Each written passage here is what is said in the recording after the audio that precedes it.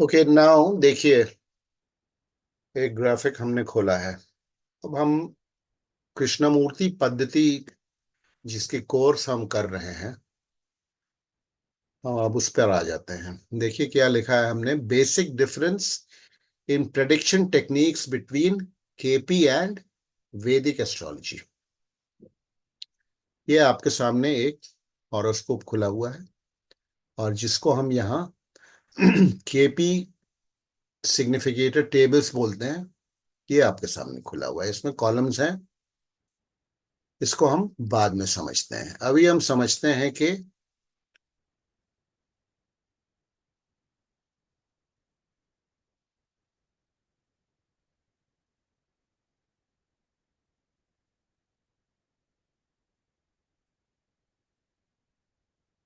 1 second.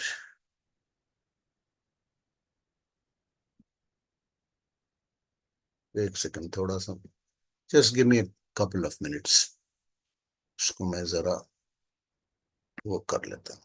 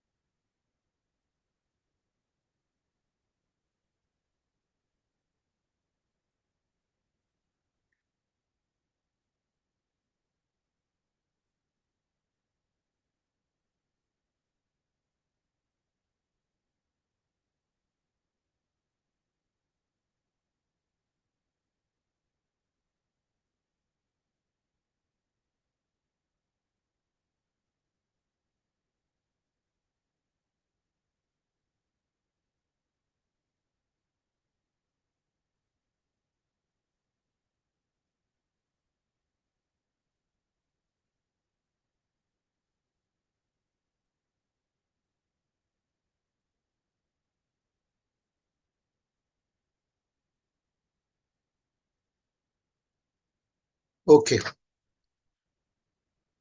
देखिए, ये एक चार्ट, ऐसे ही इमेजिनरी चार्ट हमने खोला और ये लेफ्ट साइड में एक टेबल हमने बनाया हुआ है। ये देखिए, यहाँ हाउसेस लिखे हुए हैं। हाउस नंबर 1 से लेकर के 12 रोमन इसमें लिखा हुआ है। और हाउस वाइज सिग्निफिकेटर्स में ये हमने लिखा हुआ है ऑक्यूपेंट्स, और ये साइन लॉर्ड। ठीक है, तो जैसा हम देख पा रहे हैं, इसको अभी आप, ये केपी चार्ट है, वैदिक चार्ट है, उससे छोड़ दीजिए। अब हम केपी की पढ़ाई की शुरुआत कर रहे हैं। ये देखिए राशि चार्ट, इसको चार्ट है, डोंट गेट कंफ्यूज्ड। इसमें लग्न हमारी है तुला। ठीक है, फर्स्ट हाउस तुला। तो फर्स्ट हाउस में कौन बैठा हुआ है? सैटर्न बैठा है, ऑक्यूपेंट। ऑक्यूपेंट जैसा हम देख सकते हैं सैटर्न है। ठीक है, and who is the Lord of the first house? कौन है? It is Venus. अब सेकंड हाउस का लॉर्ड कौन है? मार्स है। ठीक है, स्कॉर्पियो राशि है, मार्स है। कौन कौन बैठा हुआ है? Jupiter and Ketu. ठीक है, यूरेनस और नेपच्यून हम नहीं कंसिडर करते हैं। थर्ड हाउस में कोई बैठा है? कोई जुपिटर। नहीं बैठा हुआ है। ठीक है, who is the Lord? Jupiter. Jupiter. Okay, ये बने हुए हैं। तो वैदिक में हम क्या देखते हैं? वैदिक में हम वैदिक में प्रेडिक्शन कैसे करते हैं? सपोज हम सपोज और प्लैनेट, अभी हम लोगों ने जैसे पढ़ा, कोई भी ग्रह, कोई भी ग्रह अपना फल कब देगा? कब देगा कोई भी ग्रह अपना फल? महादशा अंतर्दशा पीरियड। ड्यूरिंग दशा पीरियड। हाँ, महादशा में या अपनी अंतरदशा में वो फल दे सकता है। ठीक है, तो अब से सपोज सपोज बुध की महादशा चल रही है। सपोज बुध की महादशा चल रही है, बुध यानी कि मरकरी की महादशा चल रही है। ठीक है, तो इस हॉरोस्कोप में मरकरी किस हाउस में बैठा हुआ है? Twelfth house. 12वें में बैठा हुआ है, ठीक है। मरकरी किस किस हाउस को ओन करता है?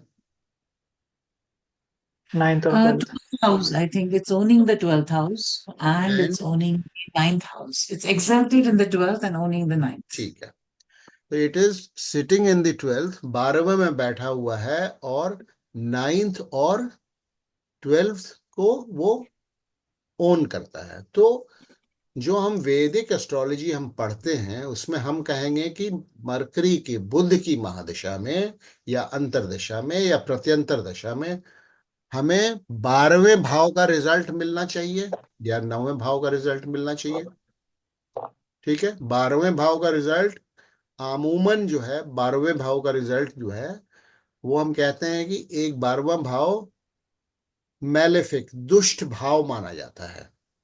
और मरकरी की महादशा चल रही है, मरकरी 12वें में बैठा भी है और 12वें का वो स्वामी भी है, लॉर्ड भी है।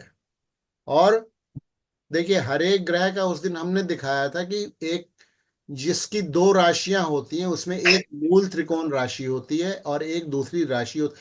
मूल त्रिकोण राशि का कोई भी ग्रह अपने मूल त्रिकोण राशि का रिजल्ट ज्यादा स्ट्रांगली देता है बनस्पत के उस अपने दूसरे राशि का। तो अगर हम वैदिक पढ़ रहे हैं या वैदिक के हिसाब से अगर हम अभी एस्पेक्ट वगैरह हमें नहीं देखना है, ठीक है, हमें सिर्फ हाउस ओनरशिप और ऑक्यूपेंसी देखना है और हमें इमेजिन करना है कि हमें क्या रिजल्ट बुध अपनी महादशा या अंतर दशा में देगा। तो आप लोग हमें बताएं कि बुध से हम क्या क्या उम्मीद कर सकते हैं बुध की दशा में। Any one of you can tell me. Intelligence. Sorry, Increase in intelligence. Sharpness. नहीं, इंटेलिजेंस तो अलग चीज है, इंटेलिजेंस तो फिफ्थ हाउस ऐसे देखते हैं। I think it will give भाग्य, hospitality. foreign travel, Will it give bad results overall or good results? right, 12th house bad result. right. 12th house bad results. Loss in litigation. No, it will give mixed results, I would say, because it's owning the 9th house No, too. वो or ठीक है, 12th that's okay. Let's put it this way कि हमें 12वें और 9th house का result मिलेगा, ठीक है। वो Yes. अच्छा है चाहे खराब है, कुछ भी है, वो Okay. अच्छा है चाहे खराब है। अच्छा भी मिल सकता है, खराब। सपोज हम कहते हैं कि मरकरी मरकरी और भी तरीके से वीक है। वैदिक के जो प्रिंसिपल्स होते हैं, मरकरी के लॉन्गिट्यूड बहुत कम है, मरकरी पे किसी दुष्ट ग्रह की हम ये मान के चल रहे हैं कि एक मरकरी खुद में एक वीक प्लैनेट है। तो खुद में अगर वीक प्लैनेट है, हाइपोथेटिकली इमेजिनिंग, तो वो हमें 12वें भाव का खराब रिजल्ट देगा। I am just trying to कि हमें वैदिक से 12वें और 9th का रिजल्ट मिल सकता है। लेकिन कृष्णमूर्ति जी ने क्या देखा कि मरकरी की जब महादशा आई, मरकरी की जब महादशा आई तो उन्होंने देखा कि तो सिर्फ जो है इसको मरकरी की 17 साल की महादशा में और खास करके मरकरी की जब अंतरदशा में मरकरी जब चल रहा था तो ना तो उसको कोई लॉस हुआ, ना तो वो उसका कोई हॉस्पिटलाइजेशन हुआ, ना तो वो विदेश गया, ठीक है, ना उसके पिताजी से रिलेटेड कोई रिजल्ट मिला। मिल सकता है, लेकिन प्राइमरीली कृष्णमूर्ति जी ने देखा कि मरकरी की दशा अंतरदशा में उसको बहुत फायदा हुआ, हर तरीके का फायदा हुआ। देन ही स्टार्टेड वंडरिंग कि if Mercury is a weak planet sitting in the 12th house being its mool trikona राशि, 12th हाउस जो है वर्गो, कन्या, बुध की मूल त्रिकोण राशि है। तो वैदिक के प्रिंसिपल्स के हिसाब से भी बुध जो है 9th से ज्यादा इम्पैक्ट के साथ 12th का रिजल्ट देगा, क्योंकि उसकी मूल त्रिकोण राशि 12th में है। तो 12th में उन्होंने देखा कि मरकरी वैदिक के प्रिंसिपल्स के हिसाब के रूल्स के हिसाब से भी due to various circumstances obtaining related with Mercury. It is a weak planet, but still it gave outstanding results. उसको जातक को मरकरी की महादशा में या मरकरी की अंतरदशा में बहुत फायदा, हर प्रकार का फायदा हुआ. All fulfillment of his wishes, income and gains from all sources. जहां जहां उसने हाथ डाला, नौकरी में, किसी भी चीज में फायदा ही फायदा हुआ. Then he started wondering कि आखिर क्यों ऐसा हुआ. सर 9th हाउस भाग्य का है इसलिए। हाँ, 9th हाउस भाग्य का है इसलिए। नहीं, 9th हाउस को हम लोग भाग्य नहीं मानते हैं, क्योंकि वो 10th को नेगेट करता है. ठीक है, प्रोफेशन को नेगेट करता है. कृष्णमूर्ति पद्धति में भाग्य नहीं मानते हैं 9th को. ठीक है, भाग्य नहीं मानते, वो हम लोग आगे आएंगे. ठीक है, इसीलिए 9th हाउस भाग्य मानते. तो मैंने जो अभी आप लोगों को इम्प्रूविंग हाउसेस बताए कृष्णमूर्ति पद्धति में, 1 2 3 6 10 एंड 11, 11. उसमें 9 का नाम नहीं आता है. ठीक है, 9th हाउस इनफैक्ट कृष्णमूर्ति पद्धति में 9th हाउस इज न्यूट्रल मानते हैं, but it negates the 10th house. नौकरी जब जाती है तो उसमें 9वें भाव का बहुत बड़ा हाथ होता है. ठीक है, तो So, 9th हाउस ऐसा भी तो हो सकता है ना ठीक सर है. कि that Mercury moved to the 11th in KP नहीं नहीं नहीं, because of forget, अभी अभी छोड़िए वो. अभी हम वो नहीं देख रहे. I told you to forget कि अभी केपी चार्ट देख रहे. हम खाली केपी और वैदिक का suppose this is the KP chart. It has not move to the 11th. It has not moved. It is very much in the 12th house, even in the KP.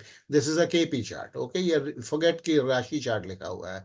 ये प्लेसिडियस system के हिसाब से KP chart है ये. और mercury 12th house में बैठा हुआ है.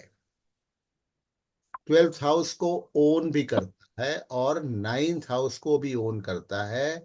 लेकिन प्राइमरीली मरकरी ने रिजल्ट जो दिया, ओवरवेलमिंग रिजल्ट्स, उसको इसका फायदा इसके अंतरदशा या प्रत्यंतर दशा या वो व्हाटएवर दशा जो भी इस जातक की जिंदगी में आए बुध की, उसको फायदा ही फायदा हुआ.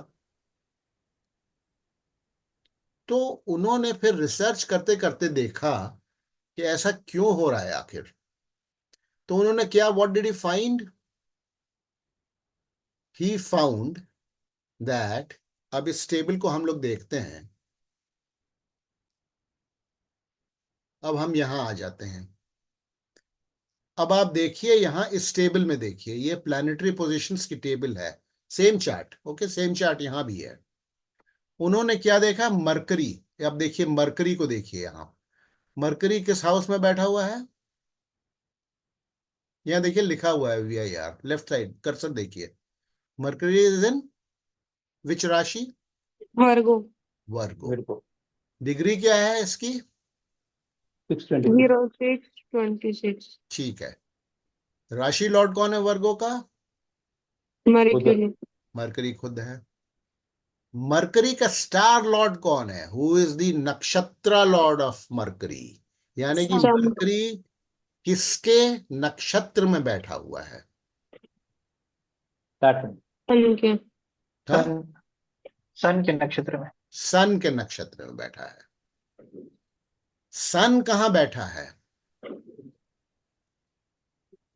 11th house. Leo. 11th में. फॉरगेट लियो. विच हाउस? 11। 11th. 11. Okay.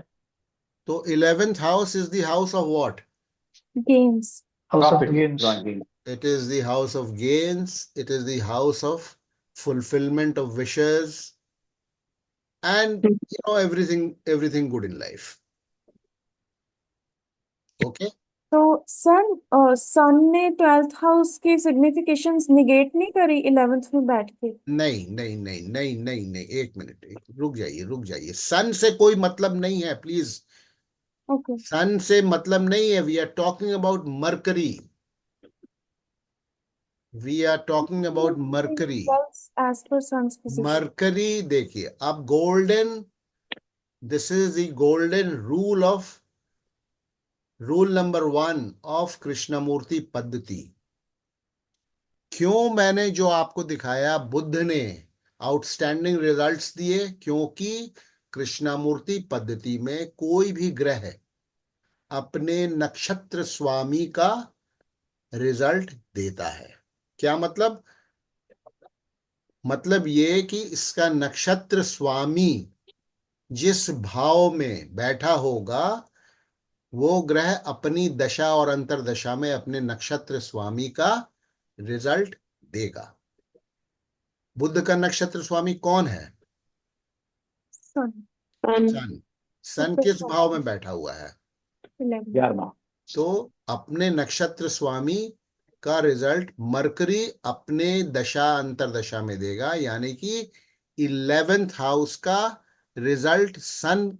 सन निगेट, आप जो बोल रही है सन निगेट, सन की दशा महादशा नहीं चल रही है, मरकरी की चल रही है। ठीक है, तो मरकरी 11th हाउस का रिजल्ट देगा सबसे पहले।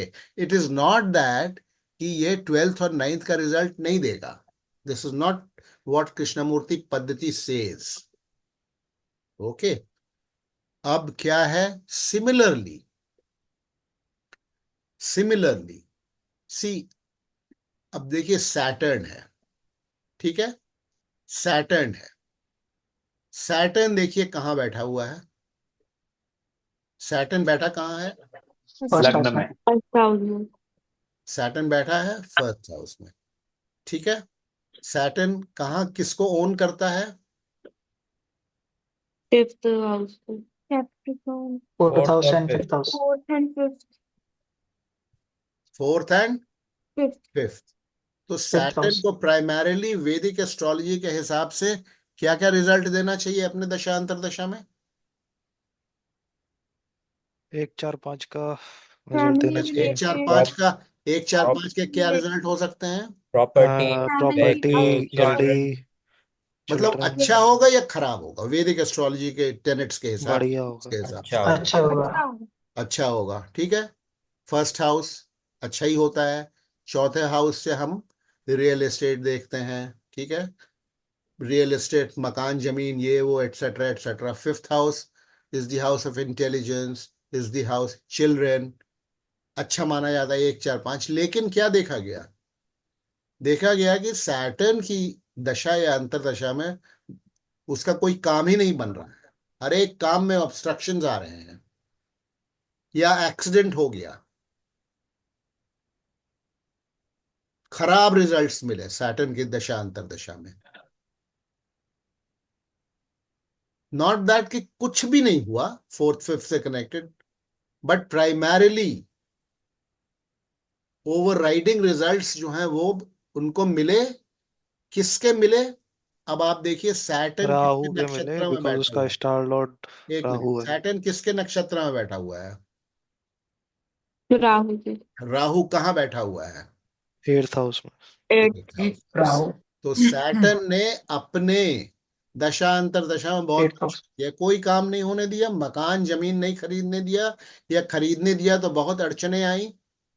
ठीक है, चिल्ड्रन के साथ, चिल्ड्रन को सफरिंग हुई, चिल्ड्रन डिडंट डू वेल, या फिर डिलीवरी के टाइम में कुछ ऑब्स्ट्रक्शन आ गया, अबॉर्शन हो गया, मिसकैरेज हो गया। ठीक है, सेहत खराब हो गई, सीरियस इलनेस हो गई। क्यों हुआ ऐसा? क्योंकि सैटर्न बैठा है राहु के नक्षत्र में, और 8th हाउस। राहु कहाँ बैठा है?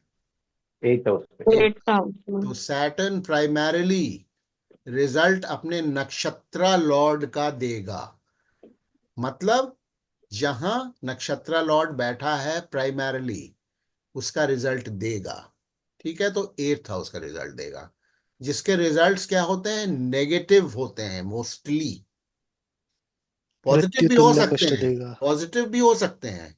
ये मैं समझाने के लिए बोल रहा हूं। हो सकता है कि सैटर्न की दशा अंतरदशा में इनको इनहेरिटेंस में मिल जाएगा।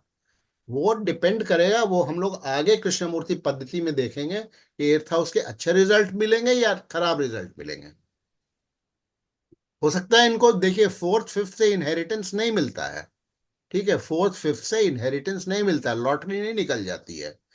लेकिन इनकी लॉटरी, चलो हम कहते हैं लॉटरी निकल गई, तो सैटर्न वैदिक के रूल्स या टेनेट्स के हिसाब से लॉटरी नहीं, इनहेरिटेंस नहीं दिखा रहा है।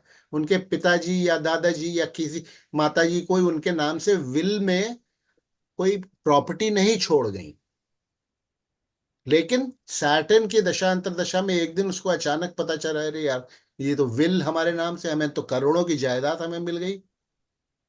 तो सैटर्न ने कैसे दिला दिया? क्योंकि सैटर्न का नक्षत्र स्वामी जो है राहु, वो 8वें भाव के रिजल्ट्स दे रहा है, जो कि खराब भी हो सकते हैं, अच्छे भी हो सकते हैं। वो डिपेंड करेगा, हम केपी में पढ़ेंगे आगे। That is a part of slightly advance KP. तो कोई भी result, what we are trying to learn here is, ठीक है, what we are trying to learn. अब हम आ जाते हैं केतु पे। चलिए, केतु कहाँ बैठे हुए हैं? सेकंड सेकंड हाउस में। सेकंड हाउस सेकंड में हाउस। बैठे हुए हैं। केतु सेकंड हाउस में बैठा हुआ है, ठीक है। सेकंड हाउस जनरली 12th ऐसा हाउस। माना जाता है, it is one of the very positive houses in any horoscope. Wealth का है, ठीक है, वेल्थ का है, मनी स्टेटस हाउस। का है, बैंक फैमिली बैलेंस का है। म्यूट कर लीजिए, पीछे से आवाज आ रही है, रिकॉर्डिंग में आ जाएगी वो। तो केतु अपने दशा अंतर दशा में फिर अच्छा रिजल्ट देना चाहिए, लेकिन केतु ने लॉसेस करवा दिए। बैंक बैलेंस बढ़ाने की जगह केतु ने लॉसेस करवा दिए, नुकसान हो गया। या फायदा भी हो सकता है, केतु विदेश भी ले गया। सेकंड हाउस विदेश जाना नहीं दिखाता है, लॉसेस करवा दिए या अच्छे इन्वेस्टमेंट्स भी करवा दिए, वो भी सेकंड हाउस नहीं दिखाता है। सब 12th हाउस दिखाता है, विदेश जाना, लॉसेस होना, खर्चा होना, इन्वेस्टमेंट करना। तो कहने का मतलब, केतु की जब दशा अंतर दशा आई तो 12th हाउस के रिजल्ट्स मिले। अब 12th हाउस के रिजल्ट्स क्यों मिले, अब लॉर्ड आप उसका ही मुझे मरकुरी है। बताइए। अब स्टार आप, लॉर्ड उसका मरकुरी है। केतु का स्टार लॉर्ड राहु, वो मरकरी। मरकुरी उनका है। स्टार लॉर्ड कौन है? राहु नहीं। मरकरी। Mercury mercury. कहाँ पे नजर आ रहा है ये? 12th 12th हाउस में। house. इस टेबल में नजर आ रहा है ना मरकरी। तो और मरकरी कहाँ बैठा हुआ है? 12th मरकरी, हाउस में। तो 12th हाउस में। केतु प्राइमरीली अपने दशांतर दशा में 12th हाउस, अपने स्टार लॉर्ड मरकरी के ऑक्यूपेंसी के घर का रिजल्ट देगा।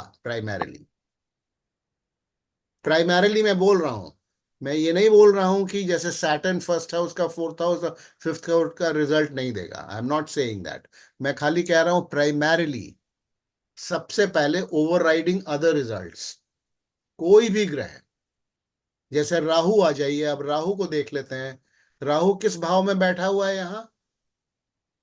8। 8वें भाव में राहु बैठा हुआ है, ठीक हो गया। तो 8वां भाव तो हम, ठीक है, अच्छा भी है खराब भी है, लेकिन हम जनरली उसको खराब मानते हैं, ठीक है। एक जनरल नोशन जो है, मैलेफिक हाउस, दुष्ट भाव कहा जाता है। तो राहु हमें खराब रिजल्ट देगा, अड़चने पैदा करेगा। लेकिन राहु की जब दशा अंतर दशा आई तो हमने देखा कि बड़ा अच्छा उसका बिजनेस हो गया, या उसको नौकरी लग गई, बहुत अच्छी नौकरी लग गई। क्यों लग गई? राहु का कहाँ लेना देना है नौकरी से या प्रोफेशन से? कोई लेना देना है क्या नौकरी से या प्रोफेशन से? नहीं है, as per this horoscope. I am not getting into aspects etcetera etcetera, अभी मैं उसमें नहीं जा रहा, ठीक है। कृष्णमूर्ति पद्धति का जो रूल्स है, गोल्डन प्रिंसिपल्स ऑफ कृष्णमूर्ति पद्धति, गोल्डन रूल्स जिसको बोलते हैं, वो हम पढ़ रहे हैं। Rule number 1। तो राहु ने किस भाव का रिजल्ट दिया? जो अच्छा हुआ, नौकरी है या प्रोफेशन में बहुत अच्छा हुआ, किस भाव का रिजल्ट दिया? नौकरी, प्रोफेशन वगैरह 10th किस? हाउस। 10th house. क्यों दिया 10th हाउस का रिजल्ट? मार्स का। क्योंकि star Lord star Mars. Lord Mars. ठीक है ना। तो all these planets will primarily give the result अपने किसका देगा? नक्षत्र स्वामी का, सबसे स्ट्रांगली, ठीक है। तो मैं जो आप लोगों से बोल रहा था कि why the Placidus chart we should follow, क्योंकि वो अगर हमारे सामने रहेगा तो उसमें हर एक ग्रह की डिग्री दी रहेगी। Suppose this table is not there. तो ग्रह की डिग्री से भी आपको पता लग जाएगा किस नक्षत्र में कौन सा ग्रह बैठा है। एनीवे वो नहीं है, वो बात की चीज है। अब हम आते हैं इस केपी सिग्निफिकेटेड टेबल्स पे आते हैं। रूल नंबर 1, कोई भी ग्रह सबसे पहले रिजल्ट देगा अपने नक्षत्र स्वामी का, जहां उसका नक्षत्र स्वामी बैठा हुआ है।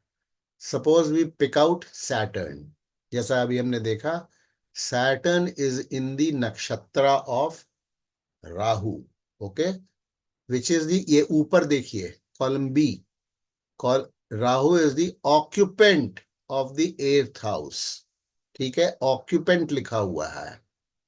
तो ऑक्यूपेंट यानी कि राहु कहाँ बैठा हुआ है, ऑक्यूपेंट हो गया 8वें भाव का।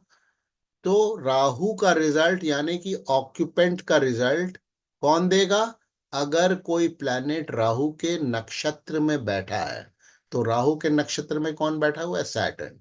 इसको देखिए, पढ़िए, ये ABCD, जिसको हम कहते हैं level A, level B, level C, level D, इसको लेवल 1, लेवल 2, लेवल 3, लेवल 4 भी कहते हैं। कोई भी ग्रह सबसे पहले प्राइमरीली रिजल्ट देगा अपने नक्षत्र स्वामी का, यानी कि उसका नक्षत्र स्वामी जहां बैठा हुआ है, जिस भाव में, सबसे स्ट्रांगली वो ग्रह उसका रिजल्ट देगा। एक ग्रह किसी की बात कर रहे हैं हम, सैटर्न की। Second in order of strength, Saturn अपने दशा अंतरदशा में कहां का रिजल्ट देगा? The house that it occupies. Saturn कौन सा हाउस ऑक्यूपाई कर रहा है यहाँ? Libra, first. पांचवी। Not Libra. Libra is not the house. Libra is the Rashi.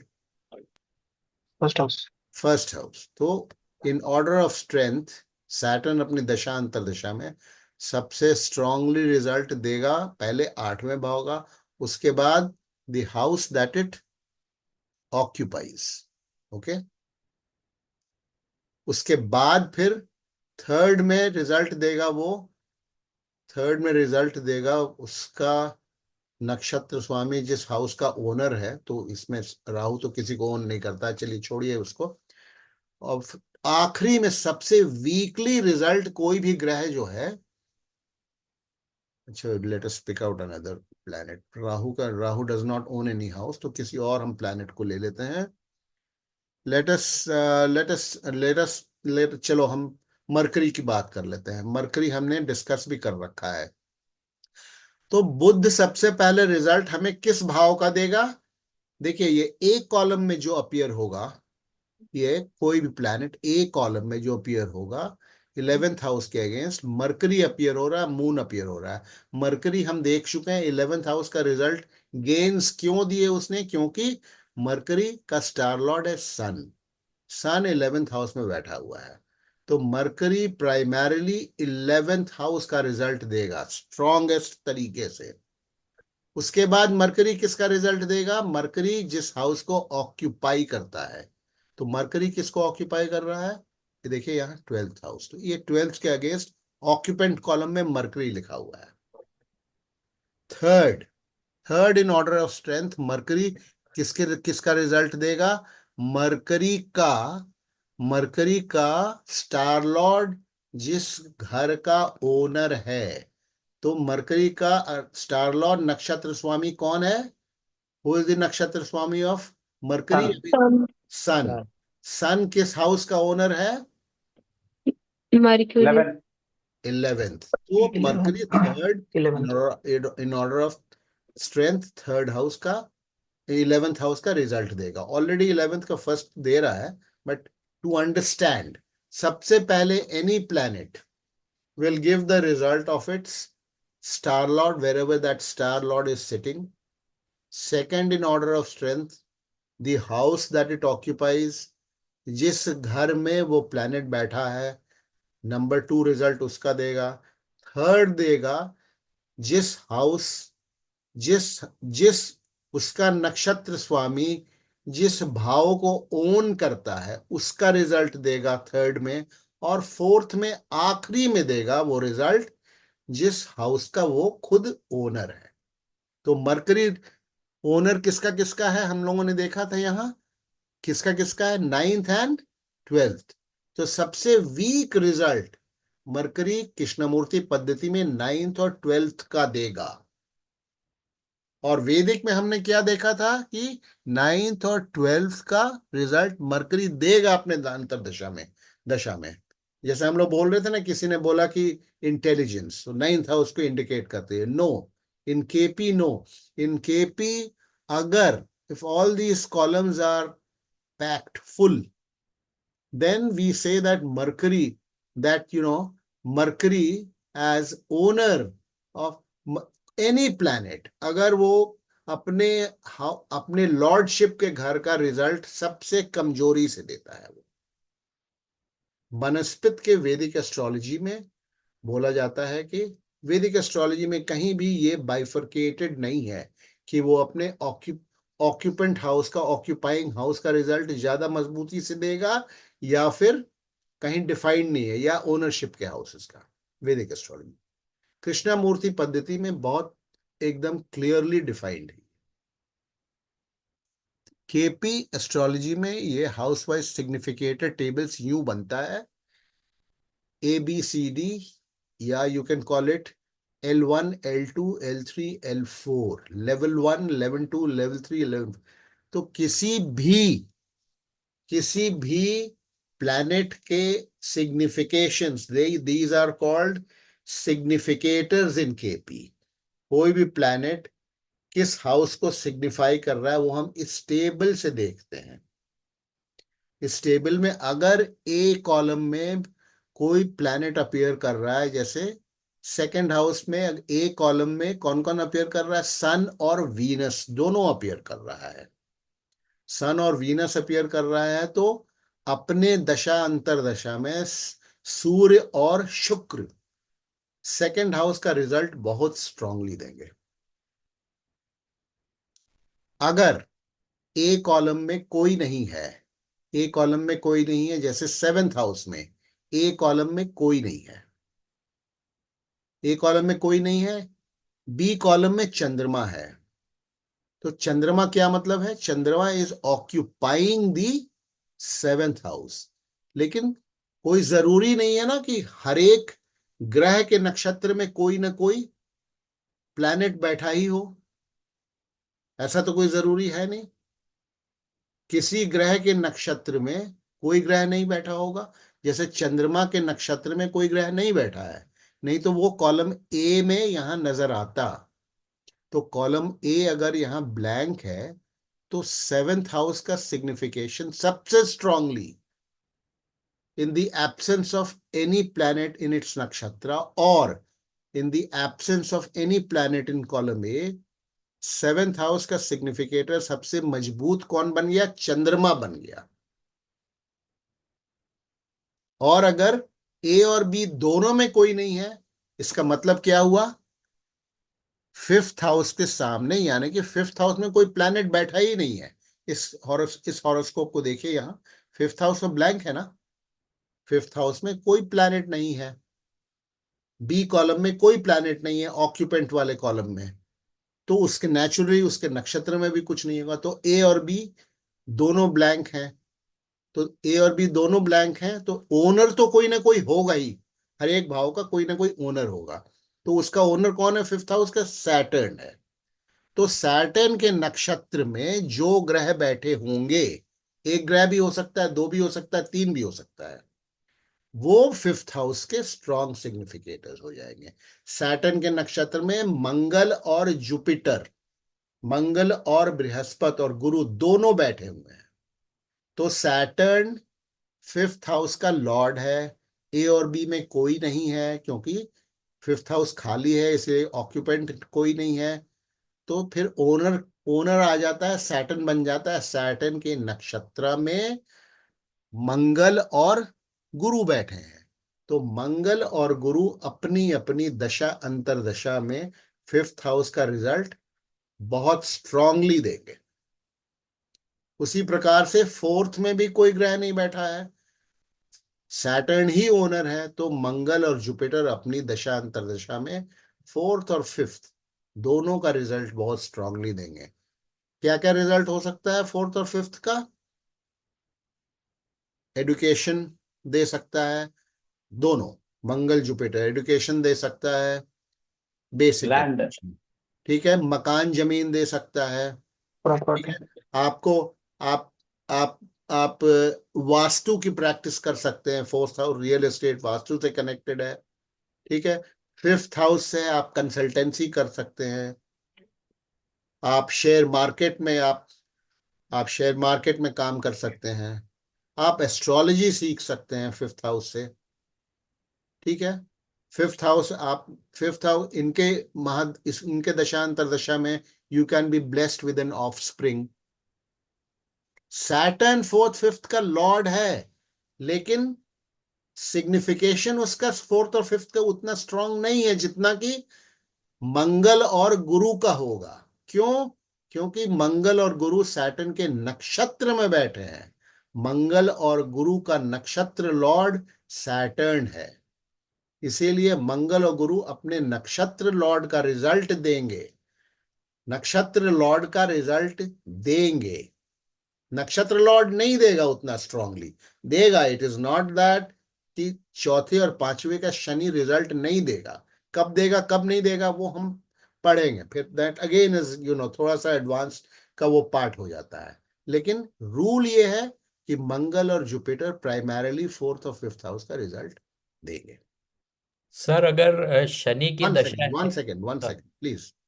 और now we come to the sixth house. Sixth house में there is no planet sitting, so B is empty. Okay, so naturally if B is empty then A will also be empty. Sixth house में C भी खाली है। Why? Who is the owner of the sixth house? Who is the owner of the sixth house? Jupiter. Jupiter, because there is no planet in the nakshatra of Jupiter. तो A B C तीनों खाली है, तो sixth house का result primarily and alone strongly will be given by Jupiter. गुरु अपने दशा अंतर दशा में सिक्स्थ हाउस का रिजल्ट बहुत स्ट्रांगली देगा, क्योंकि ए बी सी तीनों खाली है, ठीक है।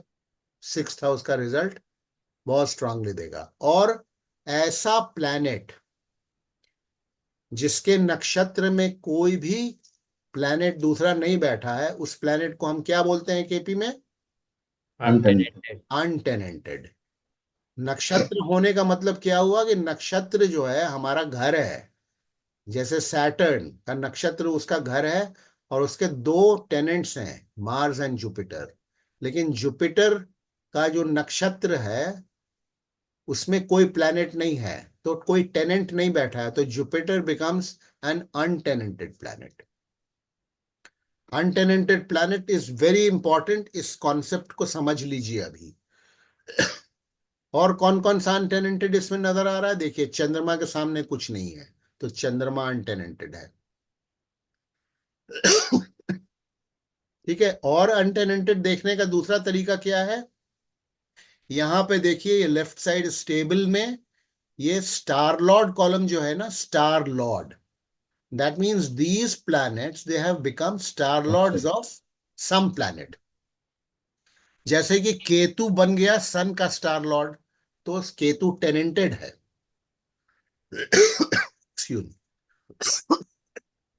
केतु टेनेंटेड हो गया।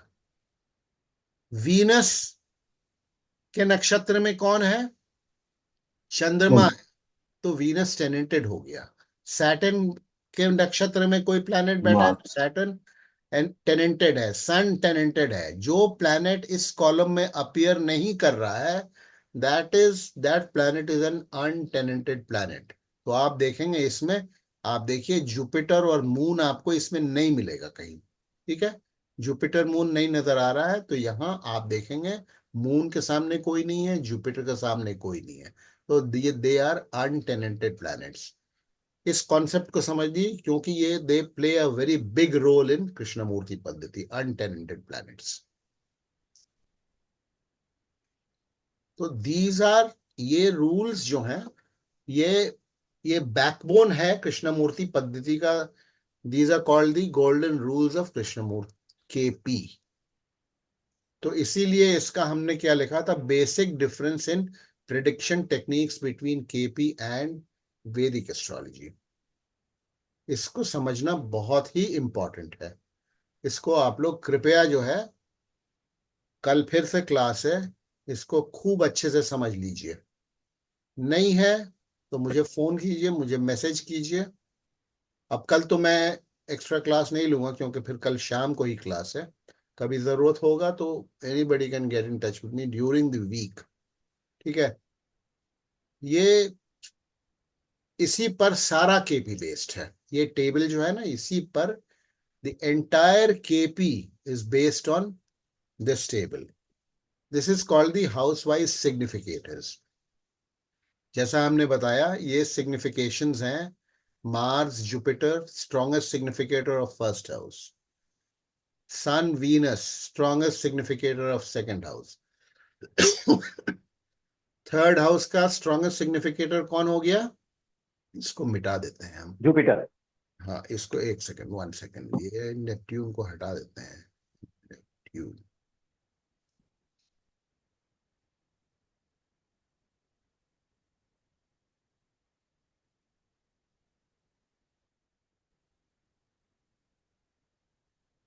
थर्ड हाउस का स्ट्रॉन्गेस्ट सिग्निफिकेटर कौन है? Who?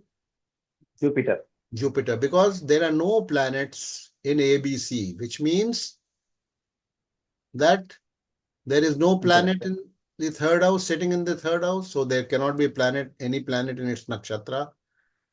There is no planet in the nakshatra of Jupiter. That means Jupiter is an untenanted planet. So Jupiter has complete sway and control over the third house. अपने दशा अंतरदशा में Jupiter third house का result देगा, अपने जो भी देना अकेला देगा रिजल्ट। फोर्थ हाउस के कौन सिग्निफिकेट है strongest? Mars and Jupiter. Mars and Jupiter. Uranus को हम हटा देते हैं, ठीक है। Uranus also we will remove. Mars and Jupiter देखिए, sorry, fourth and fifth house का Mars and Jupiter. Sixth house का कौन सिग्निफिकेटर है? जुपिटर। जुपिटर। सेवेंथ हाउस का बोलिए कौन है स्ट्रॉन्ग सिग्निफिकेटर? मून, चंद्रमा। एट्थ हाउस का? Saturn. Saturn. Second strongest is Rahu, eighth house का। Rahu. Third strongest is Moon and fourth strongest is Venus. यानी कि एट्थ हाउस का रिजल्ट सबसे स्ट्रांगली शनि देगा, उसके बाद राहु अपने दशांतर दशा में थोड़ा सा कमजोरी से देगा, लेकिन देगा रिजल्ट। मून भी देगा, not very strongly, mild result. Venus being the owner of the eighth house, it will have an impact, but not like we say in Vedic astrology. Vedic astrology में हम बोलेंगे कि वीनस 8वें भाव का बहुत strong result देगा। KP में क्या हो गया? केपी में बहुत वीक रिजल्ट देगा, या हो सकता है कोई रिजल्ट दे भी ना 8वें भाव का। इनफैक्ट हम लोग बोलते हैं कि अगर ABC भरा हुआ है तो डी वाला अपने ओनरशिप का रिजल्ट देगा ही नहीं केपी में। Okay, but I don't believe in that, because otherwise we are throwing Vedic, out of the window, which is not correct. क्योंकि वैदिक भी आगे हम देखेंगे, बहुत वैदिक से भी बहुत सारी चीजों पे हम वैदिक पर डिपेंड करते हैं। जैसे जो प्रिडिक्शन में सबसे पहला हम आएंगे इस पर, ये लॉन्गेविटी देखने में। लॉन्गेविटी में KP is very very it's, क्या बोले उसको, बहुत थिन मार्जिन रहता है गलती होने का। तो वैदिक gives you very good insights into longevity of a person. Ninth house का कौन है स्ट्रॉन्गेस्ट रिजल्ट गिवर? कौन होगा? केतु। केतु। हाँ, उसके बाद मरकरी। 10th का कौन होगा? Pluto. Also we will remove from Pluto, we can remove. कौन है 10th हाउस का? राहु। जैसा हमने बताया कि राहु ने नौकरी दे दिया या प्रोफेशन में बड़ा अच्छा करवा दिया। 11th हाउस का moon and mercury. 12th house का Ketu. And second in strength Mercury 12th house का, third Ketu again, and then fourth weakest Mercury. ठीक है, तो ये है, this is how we understand KP. KP में और वैदिक में क्या डिफरेंस है, रिजल्ट्स कैसे प्लैनेट्स देते हैं हमको, और अनटेनेंटेड प्लैनेट्स का याद रखिएगा, अनटेनेंटेड प्लैनेट्स का बहुत अहम रोल होता है कृष्णमूर्ति पद्धति में। ठीक है, तो सर ये हाउस वाइज तो समझ में आ गया, वो लास्ट इमेज में वो अगर आप ओपन करेंगे प्लीज। नहीं, पूछिए आप लास्ट। हाँ तो वो जुपिटर जैसे किसके रिजल्ट पहले देगा, that is first house and then second house then वो फर्स्ट हाउस का भी देगा, स्ट्रांगली देगा स्ट्रांगली फर्स्ट। देगा। हाँ, हाँ अगर उससे लिखा हो कम फिर सेकंड हाउस का उससे उससे कम कम। स्ट्रांगली देगा, हम्म। देन फोर्थ और फिफ्थ का उससे भी कम नहीं स्ट्रांगली नहीं देगा। नहीं, नो नो नो। क्यों, ए बी में कोई है फोर्थ और फिफ्थ में? नहीं। ये ए लेवल सिग्निफिकेटर हो जाता है अगर बी, ए और बी में कोई नहीं लिखा है, कुछ ब्लैंक है। तो देखिए ऐसा है ना, खाली इसको टेबल से मत समझिए, you have to use your आपको आपको इसकी इसके पीछे लॉजिक और रीजनिंग को समझना है। नॉट बिकॉज ये क्यों, फोर्थ हाउस में कोई बैठा ही नहीं है ना, there hmm. Is no planet, see this horoscope, there is no planet sitting in the fourth house. कोई है अच्छा। क्या? ऑक्यूपेंट है ना, नहीं है ऊपर क्या लिखा हुआ है? ऑक्यूपेंट। ऑक्यूपेंट नहीं कोई है। नहीं है। तो हाँ। इन स्टार ऑफ ऑक्यूपेंट मतलब ए में planet in the star of B, तो बी में भी नहीं, जब बी में कोई नहीं है, कोई हम्म। ऑक्यूपेंट नहीं है, तो स्टार में कोई नहीं होगा नेचुरली। नहीं होगा। ठीक है, हम्म। उसके बाद देन डोंट गो टू सी, फिर आप आ जाइए सीधे सीधे, फिर देखिए ए बी में कोई नहीं है, तो देखिए कि उस हाउस का लॉर्ड कौन है, उस हाउस का लॉर्ड कौन है? सैटर्न है। सैटर्न है। सैटर्न के नक्षत्र में कोई बैठा हुआ है? हाँ, दो प्लैनेट बैठे।